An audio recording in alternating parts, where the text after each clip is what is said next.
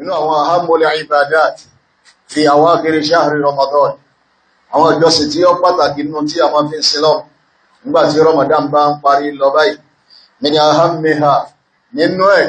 òun náà ni ikhraju zakatul fitri, kí a yọ tí a mọ̀ sí zakatul fitri wa tá mọ̀ sí jákà. wa zakatul fitri ayyuhal ikhwa hiya sadaqatun tajibu bil fitri fi Ramadan wa udifat az-zakatu ila al-fitri li annaha sababun wujubiha. Ndangbe zakatul fitri òun náà ni ọrẹ àtinúwá tá a ṣe kí ni ó tá mú nínú dúkìá wa ẹ̀rí nígbàtí Ramadan bá ń dópin, ẹ̀rí nígbà ìtúnu bó ti rí nù nílẹ̀ bá rọ ìrẹ tá gbọ́dúbá náà bàbá wa máa ń pè òun náà ní jákà. Ó wá jákà àbí ọ̀jákà títí wọn nù. Ṣùgbọ́n ìta rí bá nú ọ̀rọ̀ Ànábì òun náà ní zakatul fitri àti gbogbo àwọn tí wọ́n jáwọn afá wa dáadáa. wal aslu fi mashru'iyyati aw al hikmatu min mashru'iyyati, àwọn òye wo ní ń bẹ níbi tí Olúwa fi ní ká máa yọ zakatul fitri ìtàn bàbá wa máa ń pè ní jákà. A rí òye nínú hadith al-imam Abdullah ibn Abbas radiyallahu anhu, ó ní farada Rasulullah sallallahu alayhi wa sallam zakatul fitri, Ànábì ṣe zakatul fitri ní ọ̀ranyàn tuhuratan lis-sahim wa tuhmatan lil-masakin, ó máa fọ ẹni tó jẹ́ aláwẹ̀ mọ́ kúrò nínú àwọn dẹ̀nkù àìfojúrí tó fojúrí, àìmú tó mú, àìwíwíkúwí tó wí àti bẹ́ẹ̀ bẹ́ẹ̀ lọ́nà àwọn aṣímọ́sí mẹ́rin tí ẹni tó ló ń gbáwẹ̀ tó practice ẹ̀ lásìkò tó ló ń gbáwẹ̀ ní. Nígbàtí a bá yọ zakatul fitri, ó wá ní ọ̀rọ̀ Abdullah ibn Abbas ipò ń ṣe ọlọ́mọba ó ṣe zakatul fitri lọ́ranyàn fún wa tuhuratan lis-sahimi minal lagwi war-rafath, kúrò nínú àwọn sọkúsọ àwọn àwàkíwà ìtí aláwẹ̀ wù, wa tuhmatan lil-masakin, ó sì máa jẹ́ oúnjẹ fún àwọn tí wọ́n bá jẹ́ tálíkà láàrin wa. Wọ́n ni addaha qabla as-salat, ẹni bá yọ zakatul fitri síwájú ká tó kírun Eid, hiya zakatun maqbulatun, irú zakatọ́lọ̀ ń fẹ́ gbà lọ́wọ́ rẹ̀ náà ló ṣe ní. Wa man addaha ba'da as-salat, ṣùgbẹ́nikẹ́ni tó bá yọ lẹ́yìn gbàtà kírun tán, hiya sadaqatun min as-sadaqat, ẹ̀rì yẹ kàn sí sàárà ní àwọn sàárà lásán ni, kò ní ẹ̀sọ́ pé ó yọ ń dá mọ̀ sí kí ni ó zakatul fitri. Yẹ́lú fàtí al-Imam Waqi' ibn al-Jarrah, ọlọ́run kó bá ní fọ́nún kẹ́ bàbá náà ní àwọn àgbàfà Islam tí wọ́n ti lọ ní wọ́n ti kúrò láyé sí yóò máa close to 1,300 something years. Àwọn ni wọ́n sọ ní ọ̀rọ̀ wọn pé zakatul fitri li shahri Ramadan, zakatul fitri náà máa ń yọ fún àwẹ̀ bá àgbà àwẹ̀ Ramadan náà tán yẹ ní wọ́n ní kasajidatayi as-sahwi,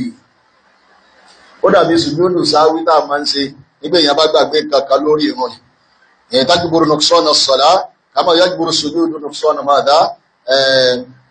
tajburu nuqsana as-sawm kama yajburu nuqsana as-salah. Èyí foríkalẹ̀ méjì a máa fi ń kọ̀m̀plìtì àbùbù jẹ́kù tó bá wà nínú ọ̀rọ̀ dákì. Bẹ́ẹ̀ wá ní zakatul fitri náà a máa fi ń kọ̀m̀plìtì àbùbù jẹ́kù tó bá wà nínú àwẹ̀ tá a gbà. Torí ẹ̀ lọ́fà tó fi já sí wípé ìmọ̀ yọ zakatul fitri ohun kan tí ó jọ́ràn èèyàn ni fún ẹnikẹ́ni tí ó bá jẹ́ mùsùlùmí, gẹ́gẹ́ bí hadith Abdullah ibn Umar, wọ́n ní farada Rasulullah sallallahu alayhi wa sallam zakatul fitri, Ànábì ṣe zakatul fitri ní ọ̀ranyàn. Ìpanupọ̀ wà lọ́dọ̀ àwọn afẹ́ Islam lórí ìjẹ́ ọ̀ranyàn rẹ̀. Nígbà wo la máa wá yọ? Àsìkò méjì náà ló ní, waqtul wujubi wa waqtul jawaz. Ó ní àsìkò ó ti lẹ́tọ̀ọ́ ẹ máa yọ, ó sì ní àsìkò pé tọ́ọ̀ bá yọ lásìkò ìsìn ọtí aláìní kan ṣe wájú Ọlọ́run. Ẹ̀rì yẹni pé àsìkò tó jọ́ranyàn ó wà, àsìkò tí è sọ́ranyàn ṣùgbọ́n dáadáa bá yọ ń gbà yẹn, àsìkò méjì tí zakatul fitri tó ní náà nìyẹn. Báwo ni ó ti lẹ́tọ̀ọ́ láti máa yọ? Ó ti lẹ́tọ̀ọ́ láti máa yọ nígbà tí Ramadan bá kù bí méjì, ìjọ méjì tí è parí àbíjọ kan. Ká sọ pé àti bí Tuesday àbí bí Monday, èèyàn fúrí láti yọ ọdún àmọ̀sí zakatul fitri, especially láti pé fún àwọn èèyàn tó bá yí pé a ní àwùjọ pé wọ́n ń gádẹ̀ sí, so tí wọ́n lè mọ distribute ẹ̀ immediately nígbà bá ti kásùbà tán níjọ́ ọdún ni, tí ó fi lè tètè dé ọwọ́ àwọn èèyàn tí ó yẹ kó dé. Torí ẹ̀ al-Imam Abdullah ibn Umar Abu Abdurrahman ọlọ́run kó bá ní yọ́nú sí wọn báwọn tí máa ń ṣe nù náà sàbí ànábì dáadáa tí Ramadan bá kù ọ̀la àkókò bí ọ̀túnla tí ó parí àwọn ó ṣe kíni owó ti yọ jáka wọn láti gbé fún àwọn tí wọ́n lè distribute ẹ̀ nígbà tó bá di àárọ̀ ọjọ́ ọdún lẹ́yìn bá wá yọ nígbà ní èdè sọ̀rọ̀ yẹn ní ká yọ ń gbà yẹn ṣùgbọ́n bí yẹn bá yọ ń gbà yẹn ọ̀dà gbà tó wá jọ́ràn yẹn gan láàárọ̀ ọjọ́ ọdún kéèyàn tó di pé alọ́kíyàn ẹ̀jẹ̀ bá ṣe nínú àdéhùn Abdullah ibn Abbas pẹ́ni bá yọ síwájú ká tó kírun òun ló ṣe ń tó tọ́ tá a fẹ́ bí ẹ̀ bá ló yọ lẹ́yìn ìgbà kírun tán nígbà tó kàn sí ordinary sahara torí ẹ̀ láfi rí ọ̀pọ̀lọpọ̀ àwọn afá mi wọ́n ní bàbá yọ lẹ́yìn ìrun náà zakatul fitri náà láyọ̀ ṣùgbọ́n ọ̀rọ̀ wọn yẹn ò lékè bí ọ̀rọ̀ tán Nabi sallallahu alaihi wasallam tí wọ́n sọ eléyìí ó tún jẹ́ ọ̀kan. Bákan náà kí ni òdiwọ̀n èyí tá máa yọ nínú àwọn nǹkan láti sọ pé zakatul fitri wá ń kọ́ àti yọ àkọ́kọ́ nù tí a máa ń yọ òun náà làwọn oúnjẹ tí ó bá gbajúmọ̀ nínú ìlú tí àwọn èèyàn ń jẹ àsáàbì kan sì máa ń yàtọ̀ sásà bòmí ẹ̀rì àsáàbì kan a máa yàtọ̀ sásà bòmí láwọn bòmí ní wọ́n bá yọ dàbídùn fúnra wọn wọ́n ń jẹ ń lọ náà oúnjẹ ló rọ́pò lọ́dọ̀ tí wọn kí ẹ bá gbé dàbídùn wá fún wọn láàárọ̀ ọjọ́ ọdún ní gẹ́gẹ́ bí tálíkà nígbà tó bá lọ ìṣàdúrà fẹ́ ni yorùbá tìrandíran ti wà ní àmà lóúnjẹ ìpápánu lásán ìpápánu ni àwọn náà ní ìpápánu táwọn bòmí náà lè máa pàdé oúnjẹ ìgbéyàn kóbì kòkòrò bó abọ́ kan fún èèyàn olóògùn di àárọ̀ fún èèyàn àtìrandíran bá bá ti wá wọn ìfí sóúnjẹ ìpápánu làwọn bàbá wa níjọ náà máa fi ṣe gbàǹjà ní òjẹ ní àbàtà ni kásẹ̀ tó wá so orógbó ni àwọn bàbá wa ní èmi sóúnjẹ ìpanu lásán ni nígbà náà bá kẹ́kì ẹ̀bà tán kẹ́kì àmàlà tán kẹ́kì iyán tán so wọ́n lè fún bí díẹ̀ kan dé sí nígbèyàn mọ́ sóòtì tí mo tọ́mùtọ́mù tí mo ti ń jẹ ṣe ń gọ́ọ̀mù bẹ́ẹ̀ làwọn náà fi ń ṣe ṣùgbọ́n tó bá jẹ́ oúnjẹ táwọn aráàlú kọ̀ọ̀kan mọ̀ ló ń jẹ nínú orú nǹkan nẹ̀ láti máa ń yọ ìdámọ̀ sí zakatul fitri yìí tó bá wá rí bẹ́ẹ̀ kí ló ní wọn tá máa yọ òǹdí wọn tá máa yọ fún orí kọ̀ọ̀kan òun náà ní sọ́ọ̀hún kọ̀ọ̀kan sọ́ọ̀hún ní bá sí lò lójú ayé ànábì nù múdù mẹ́rin ló wà nínú sọ́ọ̀hún kọ̀ọ̀kan múdù kọ̀ọ̀kan sì ní tá bá pa ọwọ́ méjèèjì pọ̀ ní tí ò tóbi jù àtọwọ́ tí ò kéré jù á fún wa ní múdù kan ẹ̀rìn àwọn amúrú ọwọ́ méjèèjì ní lọ́nà mẹ́rin àti yọ orí kan bàbá tó yọ ọwọ́ mẹ́rin ní ayọ orí méjì nù ẹni tí ó yọ òun náà ní bá lé ilé nì lórí àwọn tí ń gbọ́ bùkátà ní lórí nínú àwọn ọmọ ní àbáwọn ìyàwó àbáwọn ọmọ ọ̀dọ̀ àbáwọn ẹrú àti bẹ́ẹ̀ bẹ́ẹ̀ lọ ní ayọ̀ lórí wọn Olúwa mọ́sálá ìbò wá lásìlẹ̀ bí a bá wá yọ jàmá àwọn tá a máa ń gbé fún ìran àwọn tá a máa ń gbé fún òun náà làwọn tó lè wá dákọ̀ wọn nínú Suratu Tawbah Quran chapter 9 verse 60 ìyẹn ni àwọn mẹ́jọ ọ̀tọ̀ọ̀tọ̀ Olúwa ní ká yọ sàká tó wó fún nígbàtí Ọlọ́run bá fún èèyàn ní kápá tó kóre láṣìírí ta láǹfààní àti yọ sàká Ọlọ́run dárúkọ àwọn èèyàn bíi mẹ́jọ pa yọ fún àwọn afá ní ara àwọn tá a máa ń yọ jákà fún náà nù ṣùgbọ́n padà yìí bí pé inú àwọn mẹ́sàn-án tọ́lọ́run dákọ̀ ààyè nìkan kú ẹni tá yọ kú náà mẹ́jọ tó wá dákọ̀ bẹ́ẹ̀ni ọ̀nà làwọn al-mu'allafatu al-qulub àwọn kèfèrí yẹ́lò fi wà lọ́dọ̀ àwọn afá wípé jákà àti ìyọ̀fẹ́ni tí è bá ṣe mùsùlùmí ìlú jẹ́ sàká tó wó ẹni tí è ṣe mùsùlùmí lè sàǹfàní láàrẹ̀ látara condition kan sí kejì ṣùgbọ́n jákà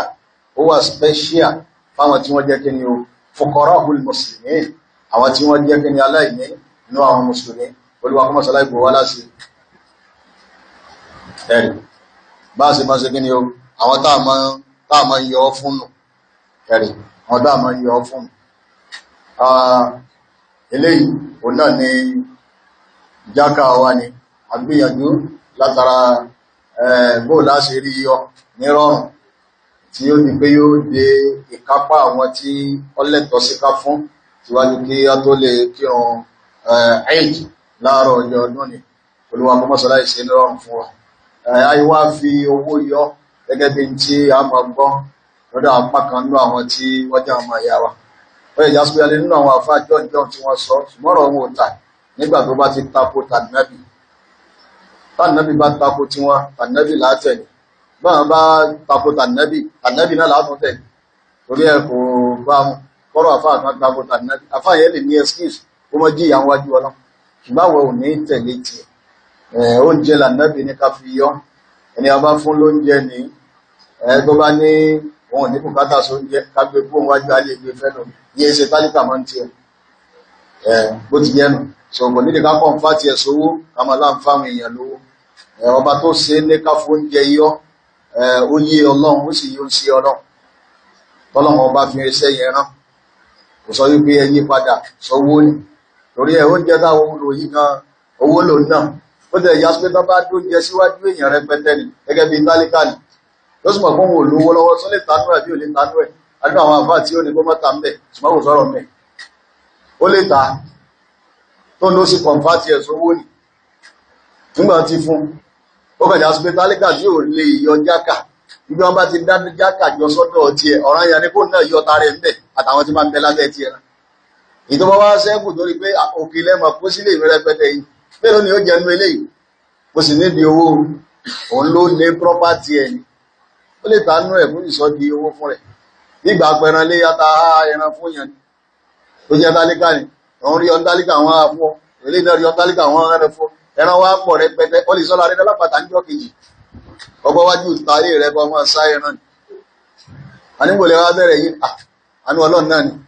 wọ́n yẹ kówó lọ fẹ́ so gbogbo àwọn kan wọ̀nyí a ní bùkátà sí kí a gbọ́ yé gẹ́gẹ́ bí ọ̀rọ̀ ń sí ọlọ́run Nabi sallallahu alaihi wasallam man yuridillahu bihi khayran yufaqihuhu fid-din ẹni Olúwa bá fẹ́ dáadáa fún ọlọ́run fún lágbọ́yé lórí ẹ̀sìn Olúwa mọ́sálá fún wa lágbọ́yé lórí ẹ̀sìn wa ó ìsìnwọ̀ gbogbo àwọn ìgbìyànjú wa náà kò sí látẹ̀wọ́gbà wájú ẹ̀